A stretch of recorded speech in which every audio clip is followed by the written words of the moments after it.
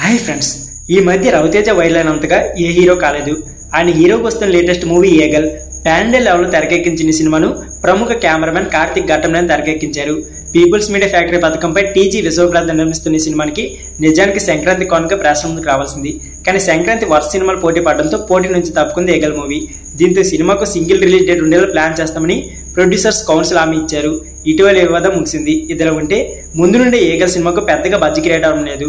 నిజానికి రవితేజ సినిమా అంటే ఆ హంగామా ఎలా ఉండాలి, ఆ రేంజ్ ప్రమోషన్స్ ఏమీ చేయడం లేదు మేకర్స్. నిజంగా సినిమాలో కంటెంట్ ఉండొచ్చు, కానీ జనాలు థియేటర్స్ రావాలంటే మాత్రం ప్రమోషన్స్ కంపల్సరీ. ఫిబ్రవరి 9న ఏగల్ సినిమా ప్రేక్షకుల ముందుకు రానుంది. రిలీజ్కి ఇంకో వారం సమయం ఉంది. అయినప్పటికీ ఏగల్ సినిమాపై పెద్దగా బడ్జెట్ క్రియేట్ అవడం లేదు.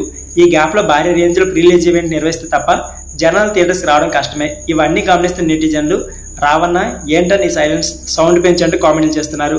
మరి ఈ వారం రోజుల్లో మేకర్స్ ఏమైనా మ్యాజిక్ చేస్తారేమో చూడాలి మరి. సో ఫ్రెండ్స్, ఇది వీడియో.